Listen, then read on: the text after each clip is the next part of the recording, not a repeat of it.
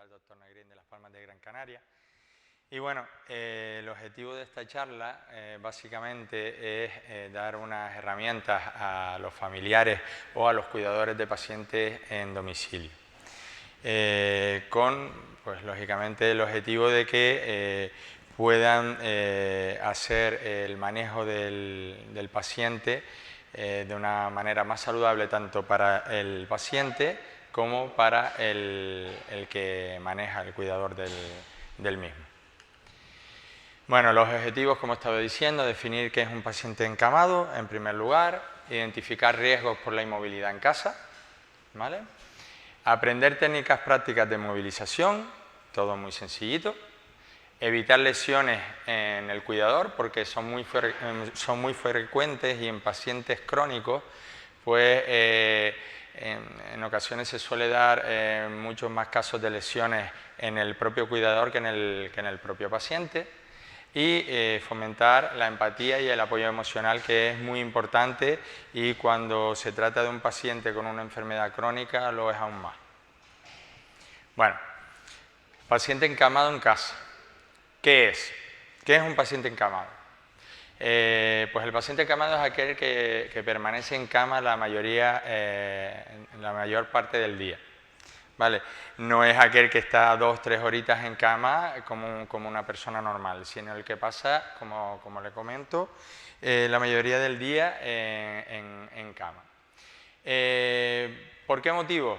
Bueno, puede ser simplemente porque está en un proceso de recuperación, por ejemplo, una cirugía, una prótesis de cadera, una prótesis de rodilla, una apendicitis, o sencillamente porque tiene una enfermedad crónica y esta enfermedad crónica pues le lleva a este estado de encamamiento. En el domicilio, lógicamente, bueno, pues el manejo de un paciente es verdad que es mucho mejor en un cierto sentido, ¿vale? Porque está en su entorno y lógicamente el paciente siempre va a estar mucho mejor allí. Pero por otro lado, el que cuida, el familiar o cuidador, lógicamente tiene menos recursos técnicos normalmente, en un porcentaje bastante alto. Sí que es verdad que hay ciertas familias que lógicamente se podrán permitir ciertas ayudas técnicas o también ayuda por parte de algún cuidador, pero en un porcentaje bastante alto esto no ocurre, ¿de acuerdo? Por lo tanto, hay un mayor protagonismo a nivel familiar. Bueno, la necesidad de cuidados físicos, emocionales y sociales, como ven, tiene un porcentaje bastante alto en este tipo de situaciones.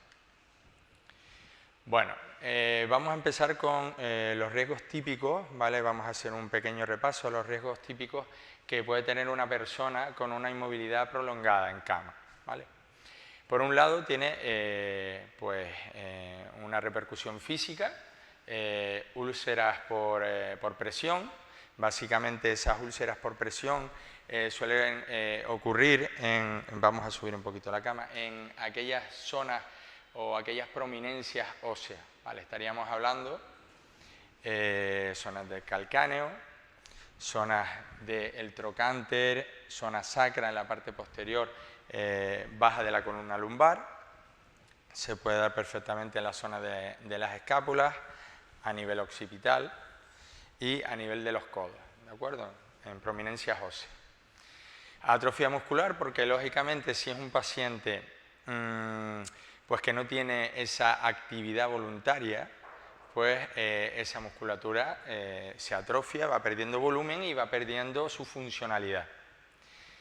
Infecciones respiratorias, paciente encamado, lógicamente es un paciente que no tiene ese flujo respiratorio suficiente como para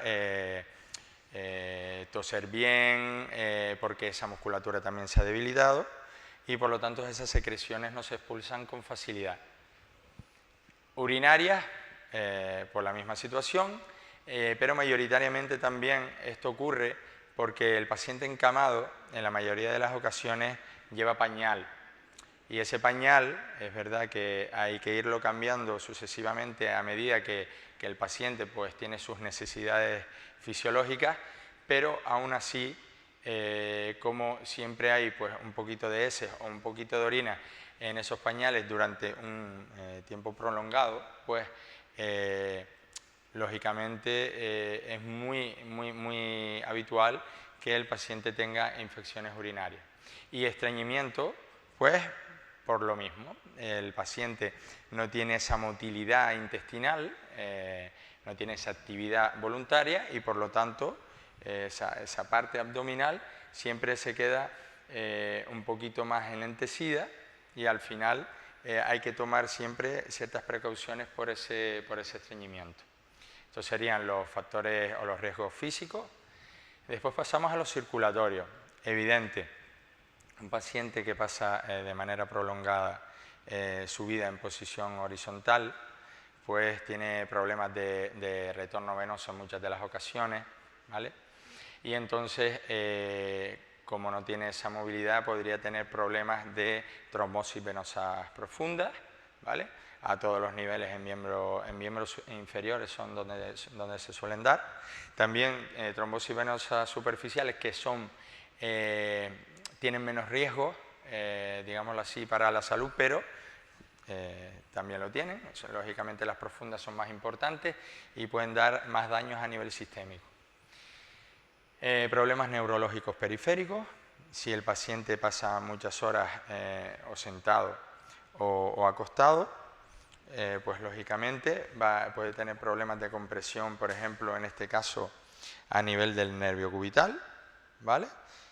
Justo ella está apoyada, tiene su brazo apoyado sobre esa parte del brazo y ahí puede dar ese tipo de problemas.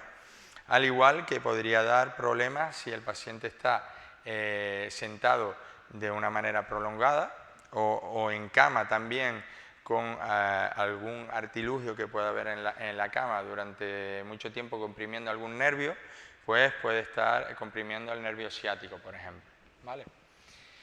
Y después, lógicamente, pérdida de sensibilidad por lo mismo. Estar mucho tiempo apoyado sobre una parte del cuerpo insensibiliza esa zona porque al final comprime también nervios sensitivos. Y bueno, y después riesgos psicosociales o psicológicos.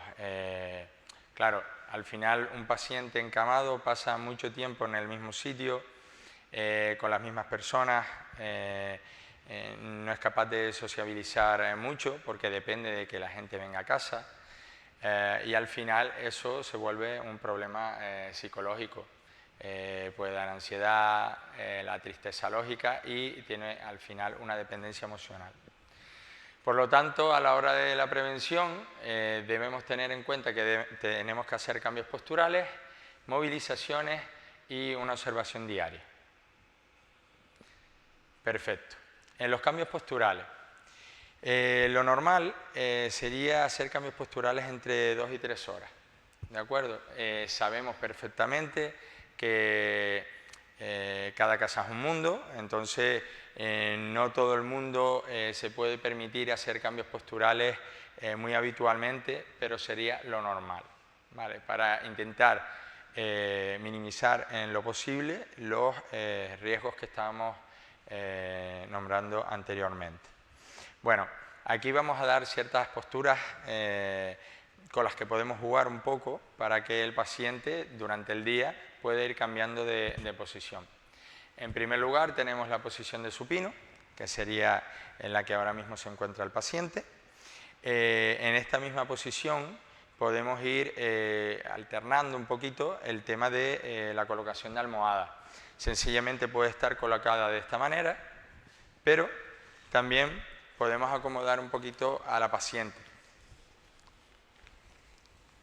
poniendo una almohadita en cada brazo.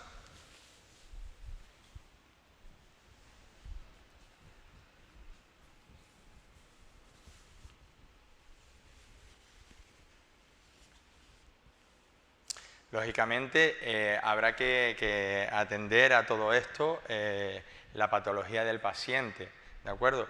Por ejemplo, en esta situación yo le levanto el brazo de una manera en que no tiene riesgo para el paciente el que tenga algún problema añadido a mi manipulación. Si la paciente fuera una paciente hemipléjica, hipotónica, que no va a tener una musculatura,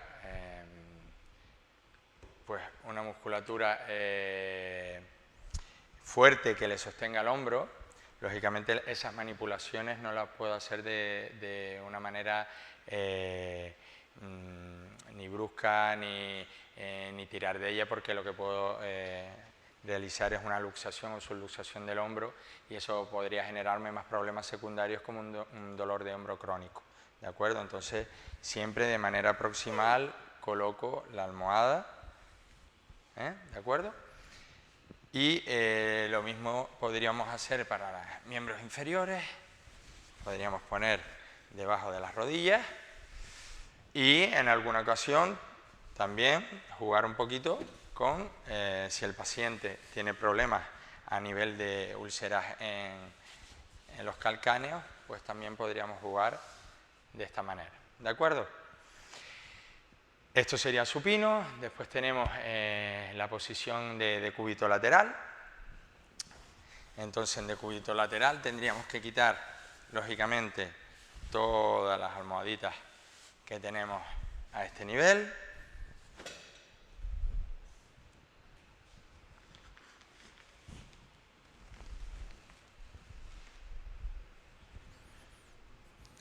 Siempre hay que atender también a que debemos comunicarnos con el paciente, ¿no?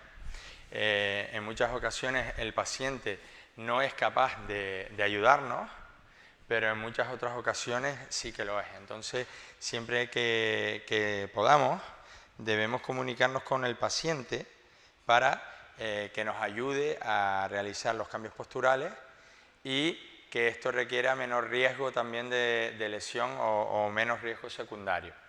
Entonces, en decúbito lateral, siempre lo que voy a intentar es acercarme mucho al paciente, ¿vale? Mi línea media, voy a intentar siempre ir manipulando al paciente, incluso subiéndome encima del paciente para yo también tener poco riesgo de lesión, ¿de acuerdo? Entonces, vamos a situar a la paciente en decúbito lateral, ¿de acuerdo? Entonces cogemos la parte posterior en la zona de escápula y la parte posterior de rodilla y la giramos. Esta paciente es buena paciente. Ponemos una almohadita a nivel del brazo, una almohadita a nivel de la pierna, ¿vale? Siempre intentando evitar que haya roce entre una parte del cuerpo y otra, y sobre todo que haya contacto entre prominencias óseas. Y también usar almohadas para el mantenimiento de la posición. Es muy importante que la posición esté mantenida, ¿de acuerdo? Esto sería en posición lateral, que es una posición muy básica, pero después también podríamos modificar esta posición si tenemos un paciente, por ejemplo, que tenga pues, problemas a nivel respiratorio y que no puede estar en plano. Lo ponemos en decúbito lateral con 30 grados de flexión, también problemas de atragantamiento, ¿de acuerdo? Esta sería la posición de decúbito lateral. Después tenemos la posición de Fowler. Vamos a cambiar otra vez al paciente. Vamos a quitarle las almohadas. Y ponemos al paciente en decúbito supino, que era la primera posición que habíamos puesto, ¿vale? Y la posición de Fowler no tiene otra ciencia que en el caso de que tengamos una cama articulada, que bueno, entiendo que no todo el mundo la puede tener, es sencillamente incorporar al paciente a 45 o a 90 grados. También está diseñada, o esta posición se usa mucho para pacientes también, como comentaba antes, que tienen atragantamientos, que tienen problemas respiratorios, ¿vale? Incluso en esta posición se puede poner una almohadita debajo de las rodillas. ¿Sí? Vale, perfecto. Después tenemos sencillamente la posición de Sims, la voy a nombrar, no es una posición muy habitual, es una posición de cúbito lateral. Sencillamente lo que vamos a realizar con esa posición nos va a servir para problemas de úlceras por presión en la zona sacra, incluso para poner enemas, o sencillamente para airear un poquito la espalda. Entonces, esa posición, cierto es que no se suele usar mucho, ¿vale?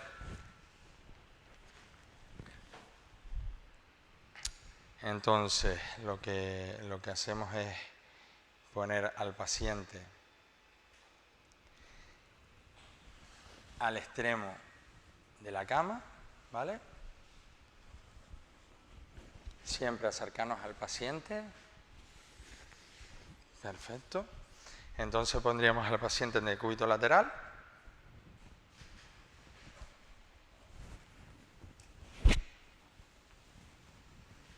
Y del decúbito lateral vamos a girar un poquito más, ¿vale?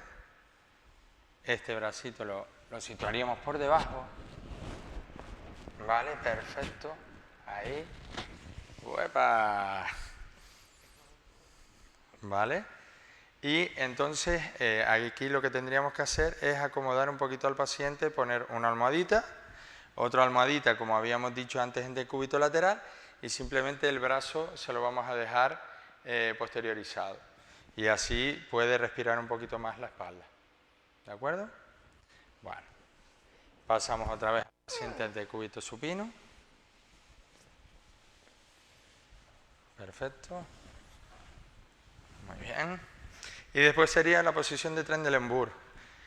La posición de Trendelenburg la usamos, bueno, cuando tenemos pacientes que están sincopados o que tienen algún problema de retorno venoso, tienen edemas linfáticos o circulatorios, pues podemos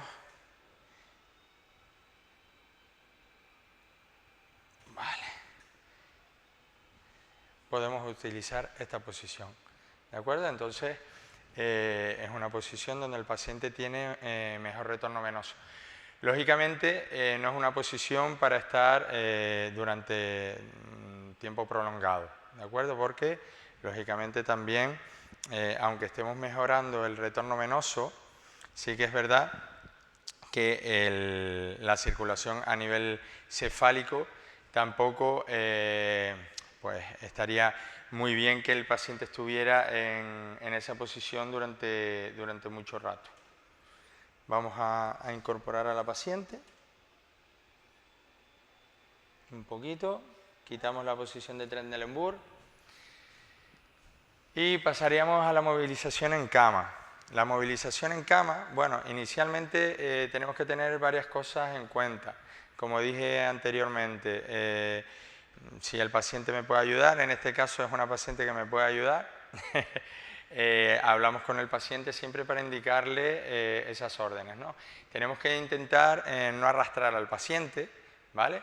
¿Por qué? Porque esas rosaduras a la larga van a generar pues, heridas en la piel.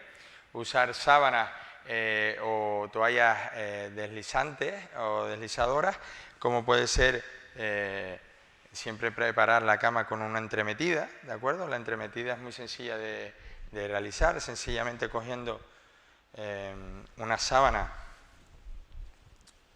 normal, ¿de acuerdo? Lo que hacemos es doblarla por la mitad, ¿vale?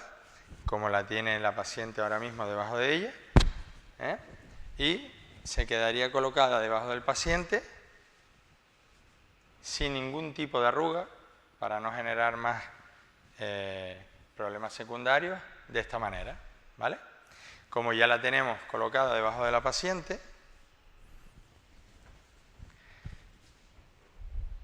ahora veremos con una compañera que nos va en un momentito, cuando empecemos a nombrarles el cambio en la misma cama, pues vamos a ver para qué sirve exactamente.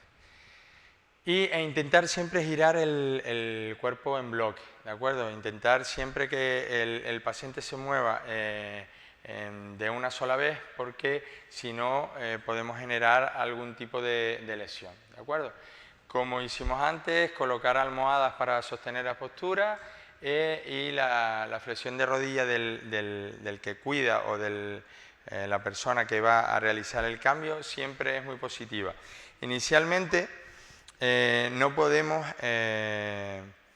ir a hacer un cambio postural de una manera rígida o movilizar al paciente en una cama de una manera rígida. Nosotros que pasamos muchas horas con los pacientes a nivel hospitalario y a nivel domiciliario, si siempre utilizáramos esta postura tan rígida, generaríamos muchos problemas. Entonces, lo básico es siempre ponernos muy pegados al paciente, siempre tener un centro de gravedad abajo, intentar doblar bien las rodillas, ¿de acuerdo? Siempre usar, si es posible, el subir la rodilla para hacer algún cambio, porque eso no me va a generar tanto giro a nivel lumbar, que eso podría generar hernias discales, ¿vale? Entonces, eso hay que tenerlo siempre, siempre, siempre claro, ¿vale? Porque al final, si yo me acerco al paciente y yo intento hacer pues un acercamiento hacia donde yo estoy, si yo lo hago, esta paciente ahora se me movió así de esta manera en bloque, en el miembro superior, y lo estoy haciendo en esta posición, no me voy a generar ningún tipo de problema. Si yo voy y no me acerco al paciente y tiro, lo más seguro me voy a provocar un problema al paciente y un problema a mí mismo como cuidador. Aquí les pongo justamente lo que les comentaba de si el paciente puede colaborar, pues hacer que colabore en todo el proceso. Vamos a hacer ahora mismo una movilización del paciente con una compañera, sencillamente para que vean cómo se usa la entremetida, ¿de acuerdo? Vamos, Pino, por aquí. Muchas gracias. Entonces, la entremetida, como ya les expliqué antes, se sitúa debajo del paciente y lo que vamos a hacer es un traslado de la paciente hacia la parte superior de la cama, porque ya se ha quedado bastante baja. Vamos a quitar la almohada y en este caso, lógicamente, se necesitan 2 personas. A la de 3, para que lógicamente hagamos la misma acción, vamos a llevar a la paciente hacia arriba. 1, 2 y 3. Ahí, perfecto. Muy bien, Pino. Muchas gracias. Está arrugada. Perfecto. Una vez la paciente está bien colocada en cama, lo que vamos a realizar es una transferencia desde la cama hasta una silla de ruedas, que podría ser perfectamente hacia el sillón, o en este caso tenemos este sillón en casa, cualquier tipo de silla.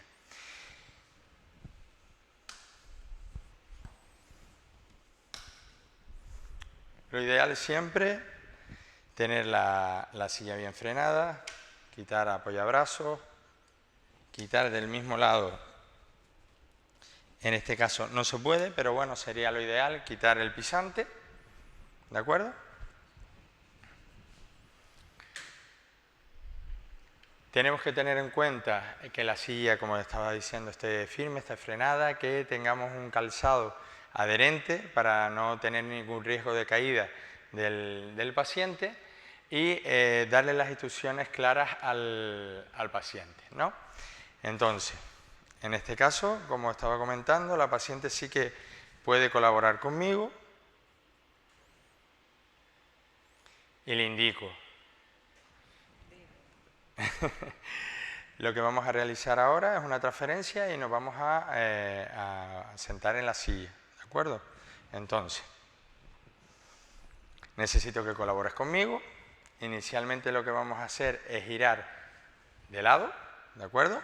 Como ya habíamos hecho anteriormente. Y con mi ayuda nos vamos a sentar, vamos a desplazar las piernas fuera de la cama y nos vamos a sentar. Muy bien. Se nota que el paciente lleva bastante tiempo en esa posición. Perfecto. ¿De acuerdo? Ahí, que esté bien alineadito y vamos a bajar la cama.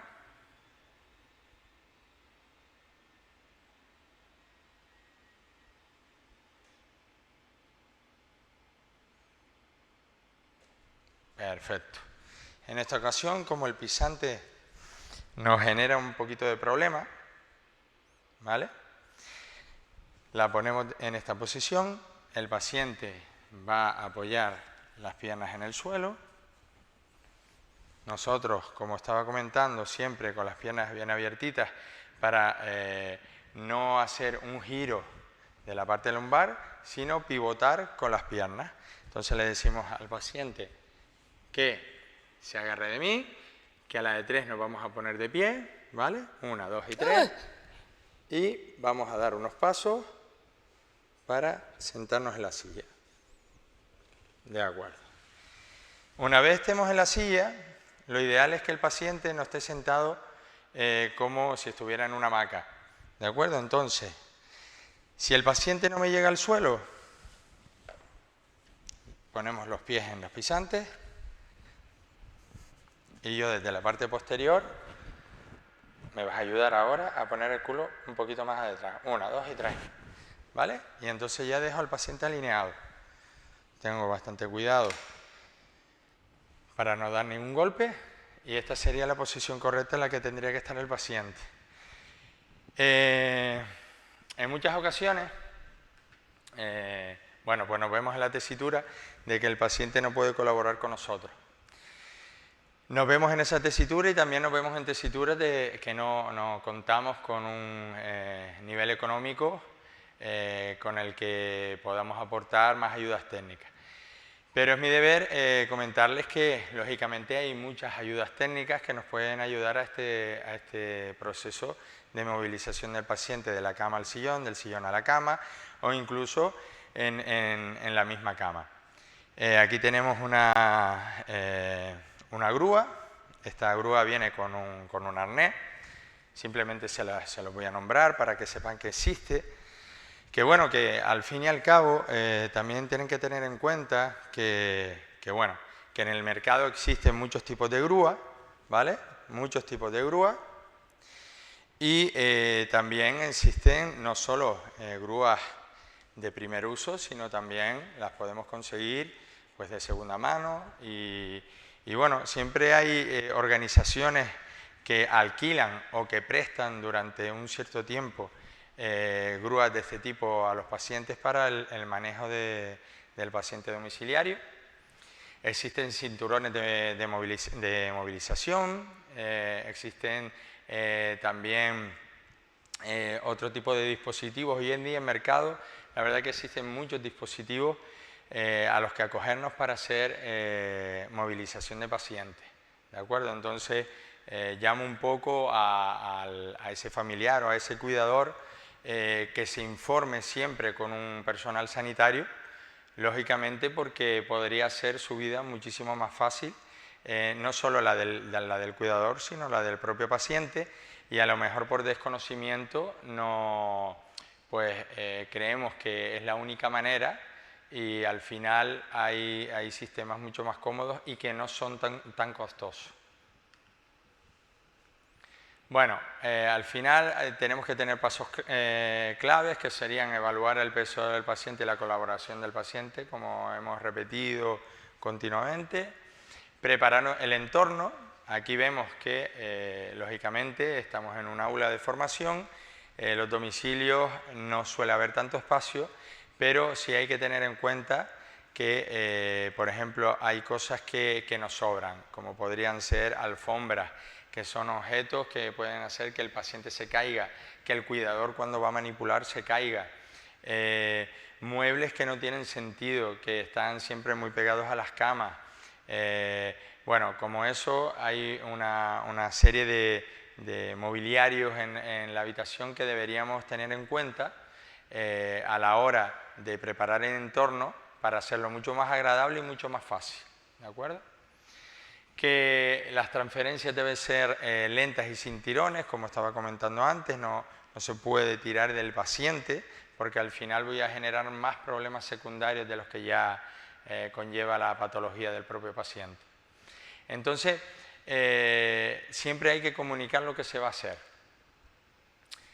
Bueno, básicamente les voy a comentar también que en el cuidado del paciente domiciliario también hay que tener muy en cuenta la higiene del paciente, ¿vale? Porque aquí también pues podemos prevenir pues ciertas patologías secundarias como pueden ser las úlceras por presión.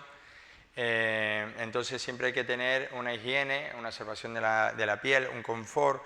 Antes, cuando estaba con la compañera, con la entremetida para subir a la paciente hacia la parte superior de la cama, comentamos que no se puede tener la entremetida con ningún tipo de arrugas, porque bueno, al final las arrugas también generan fricciones y esas fricciones durante muchas horas, pues al final también hacen daño a la piel.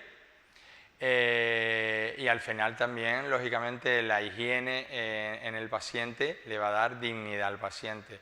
Lógicamente, un paciente que se encuentra con un pañal pues sucio, digámoslo así, con orina, con heces, desmadejado, a lo mejor justo recién comido, con comida en la ropa, eso le da una presencia hacia la gente que pueda venir y una presencia a sí mismo que la verdad que genera problemas psicológicos en el paciente. Recomendaciones: que sea un lavado con agua tibia, siempre que pueda ser un baño, en baño asistido, un baño de casa, mucho mejor que en cama, pero si solo puede ser en cama, perfecto. El tema siempre es que lo podamos higienizar. Agua tibia, jabones neutros para que no generen también irritaciones en la piel. Usar guantes, porque al fin y al cabo ya no solo tenemos que tener en cuenta al propio paciente, sino a nosotros mismos. Y pues siempre hay un poquito de posibilidades de contagio, tanto mío del cuidador hacia el paciente como del paciente a mí.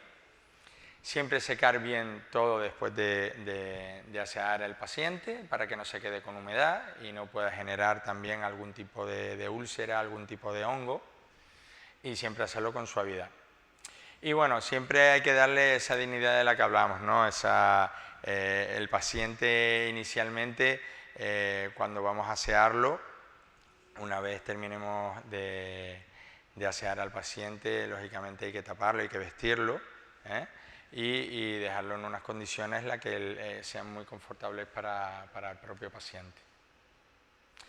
Bueno, lo que hemos estado hablando hasta ahora, prevención para el paciente, prevención para el cuidador, normas de higiene postural, intentar nunca hacer giros de tronco con peso, eso da muchos problemas a nivel cervical y a nivel lumbar, y a la larga, de manera repetitiva, entiendo perfectamente que uno lo hace rápido porque cree que es lo mejor y que no va a pasar nada porque se encuentra bien, pero se encuentra bien durante un cierto tiempo. Si esto se prolonga, si esta situación se prolonga en casa, el cuidador va a estar bastante dañado y entonces va a generar un círculo cerrado, el pez que se muerde la cola, en el sentido en el que se va a encontrar mal, va a atender cada vez peor al paciente, una vez atienda cada vez peor al paciente, se va a sentir peor el propio cuidador y esto es un círculo cerrado que no tiene fin. ¿De acuerdo? Flexionar siempre rodillas, como comentaba, y no espalda, ¿vale? Y usar el cuerpo como palanca. Antes lo que estábamos hablando, yo me subía con la rodilla a la cama y hacía con el paciente esos movimientos en bloque para intentar no generar problemas de espalda, problemas cervicales. Después, apoyos útiles, hemos usado una cama articulada, como ya les comentaba antes con el caso de la grúa y con el caso de otras ayudas. En muchas ocasiones creemos que hace falta mucho dinero para tener una cama articulada y vuelvo a repetirles que hay muchos organismos que no solo alquilan, sino también prestan este tipo de camas para pacientes que están en domicilio. Lógicamente hay que informarse bien. Elevadores caseros, sábanas deslizantes o cinturones, como les comentaba, la grúa. Bueno, siempre hay que intentar tener una higiene postural, ¿no? Ahora me estoy refiriendo al cuidador. El cuidador, en muchas de las ocasiones, como le comentaba, cree que esto es una situación que la va a llevar de una manera muy fácil, porque en los primeros estadios en el que el paciente está en domicilio, pues se encuentra bastante bien y no tiene ningún problema añadido. Como les comentaba, esto no es así, el cuidador se tiene que cuidar, el que no se cuida, lógicamente, no puede cuidar de alguien. Debería tener buena higiene postural, realizar pausas durante el día, estiramientos, algo de ejercicio físico. Cuando digo esto no significa que el cuidador tenga que tener 5 horas al día, ni 4 horas al día, si los tiene mejor. Pero bueno, el objetivo es que el cuidador tenga una cierta cantidad de tiempo al día para poder despejarse, poder hacer algo de ejercicio físico, y basta con 2 horitas diarias, que no es excesivo, porque al final generamos una dependencia con el propio paciente que se puede volver tóxica y que el propio cuidador debería saber desprenderse en un cierto momento del paciente o del familiar, ¿vale? Como digo, pues bueno, hay que buscar el bienestar emocional, tanto para el paciente como el cuidador. En el paciente, porque puede sentirse ansioso, solo, y siempre necesita una escucha continua, una comunicación, una sociabilidad dentro de sus posibilidades, tener algo de ocio, unas rutinas. Siempre es ideal tener unas rutinas marcadas, porque al final 24 horas tras 24 horas tras 24 horas en un domicilio, en una habitación, eso genera pues muchísimos problemas. Entonces lo ideal es marcarse unas horas en las que el paciente se despierta, su aseo, su desayuno, su media mañana, su almuerzo, su merienda y su cena. Entre ellos los cambios posturales, los cambios el aseo, los cambios de pañal o el aseo según sea un paciente u otro, y en estos hábitos que vamos realizando, pues también añadir ese tiempo de ocio, ese tiempo de sociabilidad con otras personas, que siempre es muy importante para el paciente. Y bueno, pues el cuidador, como estaba comentando antes, se puede volver un ciclo vicioso. Hay que cuidarse para tener un bienestar emocional por riesgo de agotamiento emocional. También va a necesitar un cierto apoyo, ¿vale?, que puede venir de otra parte de la familia, de amigos, como puede venir también de personal sanitario, profesionales que nos pueden ayudar. Y necesitamos un buen descanso reparador, lo necesita el paciente, lo necesita el cuidador. Por eso, como les comentaba, el bienestar emocional es igual o más importante incluso que el bienestar físico. Unas recomendaciones finales, como le dije, diseñar unas rutinas para el paciente y para el cuidador, movilizar, siempre movilizar para no generar esos problemas físicos que tantos estamos hablando, esa anquilosis articular, esos problemas circulatorios, ese estreñimiento, esas úlceras, ¿vale? Estimular, porque siempre con la estimulación ya tanto cognitiva como física podemos conseguir muchas cosas, muchos beneficios para el paciente. Un buen descanso, supervisar lógicamente signos de alarma que puedan surgir y pedir ayuda profesional cuando sea necesario. Aquí les pongo una frase que sería que el cuidador también necesita cuidado. Antes les comentaba otra, y que es que aquel que no se cuida no puede cuidar. Es muy importante, ¿vale? Y bueno, les dejo con una última frase que sería: cuidar no es solo una tarea, sino que es un acto de humanidad. A ver, esto es una charla que de cierta manera o en cierta manera nos va a refrescar conocimientos que muchos de nosotros podemos tener, otros no. Es muy importante que pues, se ayuden de este tipo de charlas siempre para ir refrescando, ¿de acuerdo? Porque al final siempre nos metemos en la vorágine y al final esa vorágine hace que trabajemos mal, que nos metamos otra vez en ese círculo tóxico y hay que intentar romperlo de alguna manera. Así que nada, me despido. Espero que les sirva de mucho esta charla, que para eso se ha diseñado. ¿De acuerdo? Muchas gracias a todos.